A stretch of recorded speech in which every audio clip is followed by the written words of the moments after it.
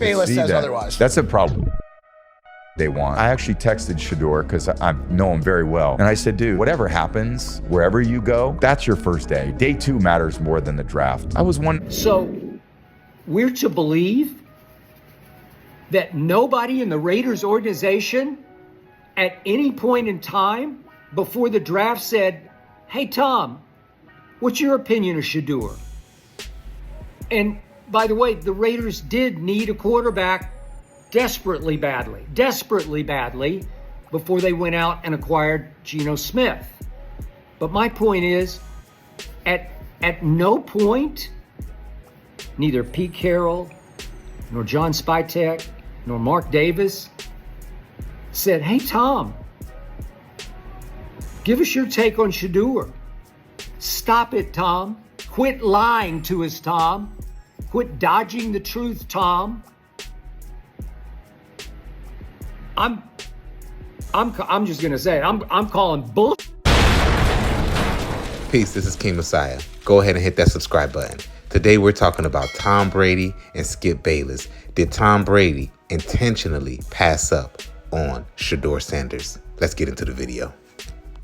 Day 2 matters more than the draft. I was 199. Who could speak on it better than me? Like what that really means. Use it as motivation.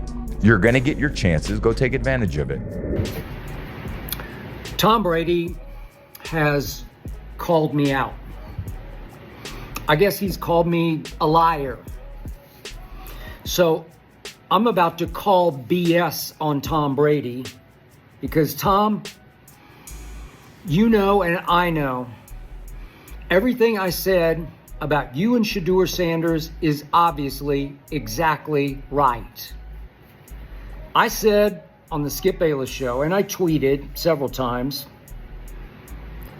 that Tom Brady obviously played a role in the Raiders passing on Shedeur Sanders 7 times in the draft before finally Cleveland took him, as you know, early in the 5th round. 7 times the Raiders passed on Shedeur Sanders.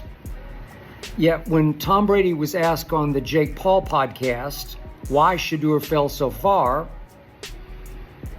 he stammered for a second. And then he said, that's a good question. And then Tom said, I wasn't part of any evaluation process or to see that. I guess meaning that he wasn't at all a part of the Raiders draft process, so he wasn't privy to any inside information about why Shedeur fell so far, so fast. Really interesting. So soon after Pete Carroll took over as Raiders coach, he said, we're going to build this team up around the quarterback position, and we're going to lean on Tom as much as we possibly can. Smart. Then there was this from the new Raiders general manager, John Spytek, who said, when we are looking at a quarterback, we'd be a fool not to involve Tom. Well, obviously you'd be an absolute idiot not to involve Thomas Edward Patrick Brady Jr., the greatest quarterback ever. I mean, we're talking about the GOAT, who's now a Raiders owner.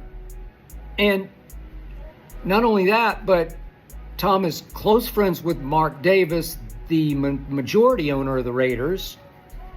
And he's also very good friends with John Spytek because they played briefly together at Michigan, and then Spytek was an executive at Tampa who actually helped get Tom to Tampa, where he obviously, after he got kicked out the back door in New England, went straight to Tampa in the pandemic year and took a 7-9 team to a Super Bowl championship. Spytek was a part of that.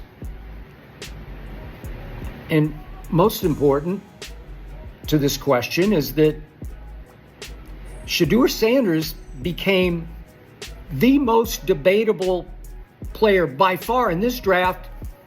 I've been doing this, covering the NFL for almost 50 years. I think he was the most debatable lightning rod player in the history of the National Football League draft. I said he was the best quarterback from the start before the college football season started. Mel Kiper ranked Shedeur 5th overall, 1 slot ahead of Cam Ward. And then a whole lot of people out there didn't like Shedeur. I'll get to that in just a moment.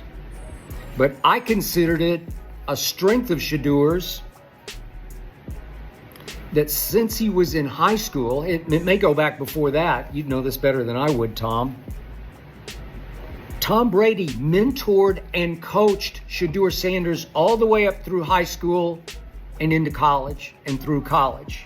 Mentored and coached. Nobody out there outside of Shedeur's family knows his game and his nature, his tangibles and his intangibles better than Tom Brady. So we're to believe that nobody in the Raiders organization at any point in time before the draft said, "Hey, Tom, what's your opinion of Shedeur?" And by the way, the Raiders did need a quarterback desperately badly before they went out and acquired Geno Smith.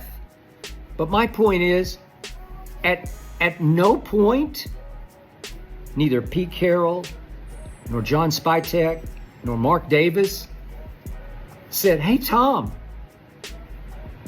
give us your take on Shedeur. Stop it, Tom. Quit lying to us, Tom. Quit dodging the truth, Tom." I'm just gonna say it. I'm calling bullshit on you, because that's utter bullshit. The Raiders would be fools if they didn't ask you your opinion of Shedeur.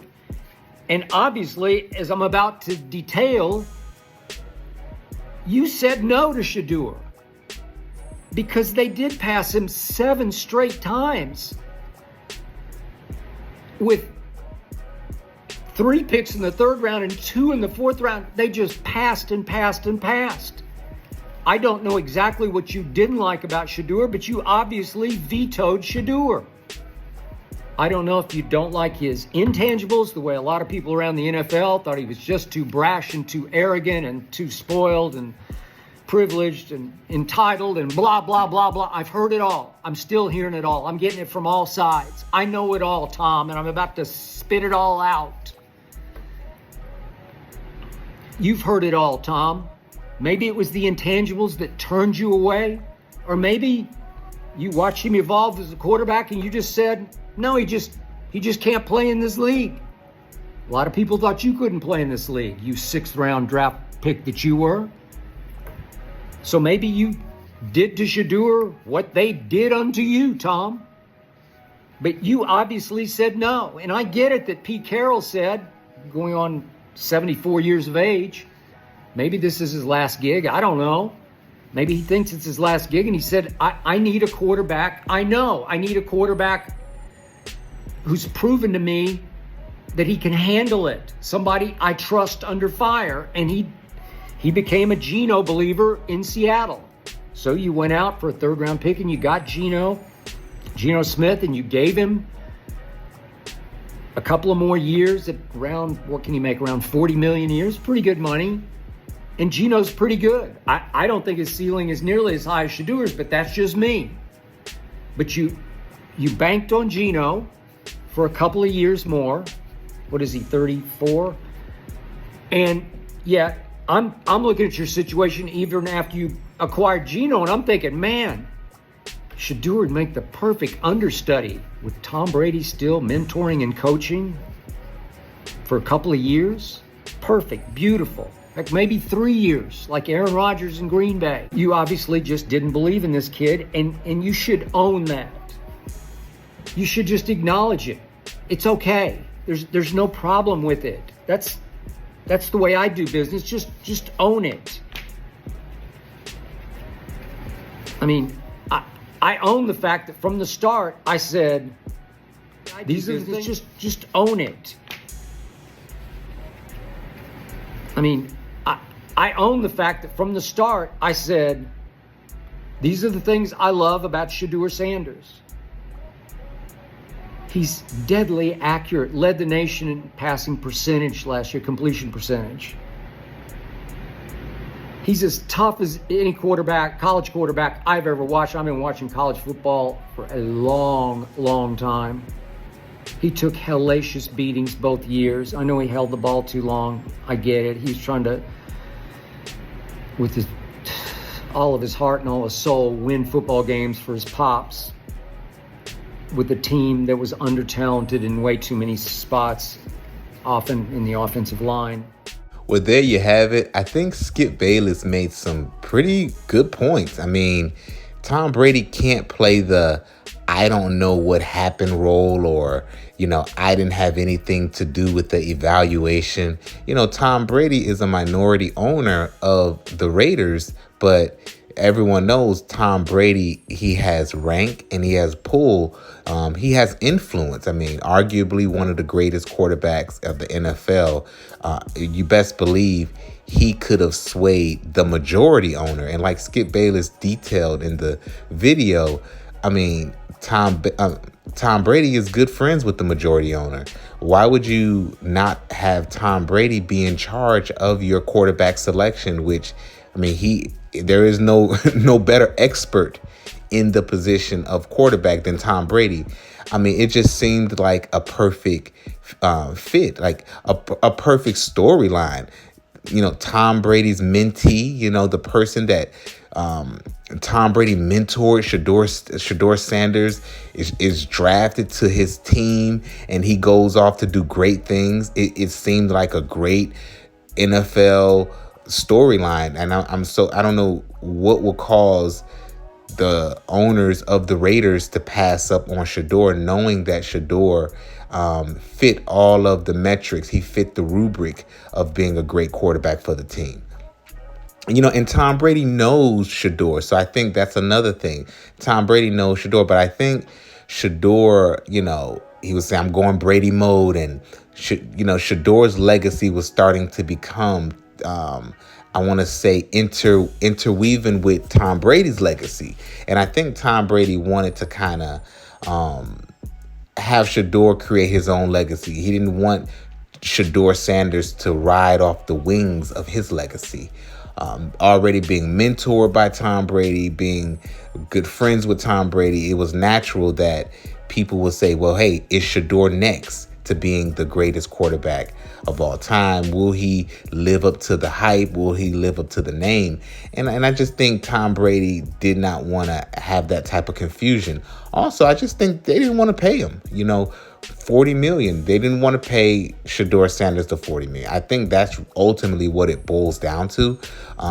They didn't want to pay him $40 million. They said, hey, we'll give him $4 million. We're not trying to pay you $40 million. And whatever we can do to make that happen, that's what we're going to do.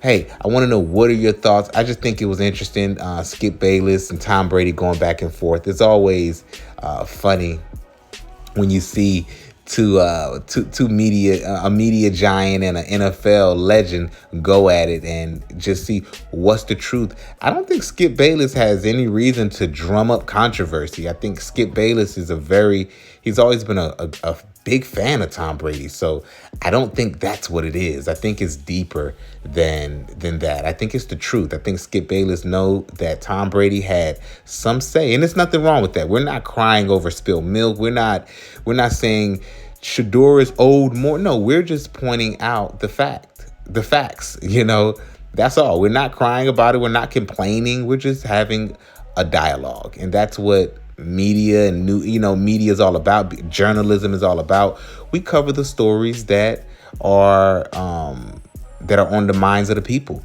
Hey, this is King Messiah. I appreciate everybody that's joining. We're going to continue dropping different content. I'm always open for ideas. Please engage in the comment section. Make sure you hit the subscribe button. And always give me advice on how I can continue to grow this page. On what would you like to see more of? Do you want to see me go live more? Do you want to see me drop more content about politically, like social events? Or do you want me just to keep doing as I'm doing? Hey, double salute to everybody. Peace.